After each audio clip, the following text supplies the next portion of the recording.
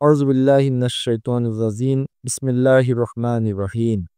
কুল ইন্নাস সলাতি ওয়া নুসুকি ওয়া মাহইয়ায়া ওয়া মামাতি লিল্লাহি রাব্বিল আলামিন। হে রাসূল বলুন, আমার নামাজ, আমার ত্যাগ, আমার কুরবানি সবকিছুই মহান আল্লাহর জন্য। সম্মানিত অভয়নগরবাসী সকলকে জানাই আন্তরিক সালাম। আসসালামু আলাইকুম ওয়া রাহমাতুল্লাহ। সকলকে পবিত্র ঈদুল আজহার শুভেচ্ছা, ঈদ মুবারক।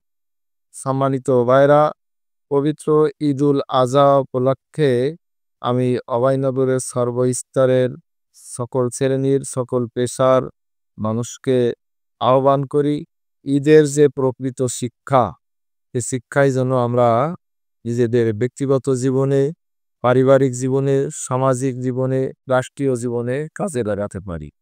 বর্তমান সময়ে এই ঈদের আনন্দকে উপলক্ষ করে এক শ্রেণীর বিশেষ করে যুবকরা বিভিন্ন ধরনের অপসংস্কৃতিতে লিপ্ত হয়।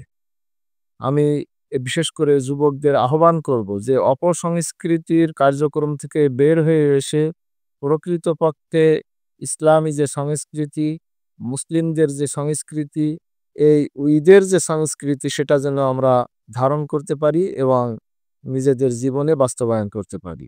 আসুন আমরা এই ঈদে ধনী, দরিদ্র, গরিব, অসহায় মানুষের পাশে দাঁড়িয়ে আমরা যেন এই ঈদের আনন্দটা ভাগাভাগি করে নিতে পারি, এই আহ্বান রেখে সকলের সুস্বাস্থ্য কামনা করে, দীর্ঘায়ু কামনা করে শেষ করছি।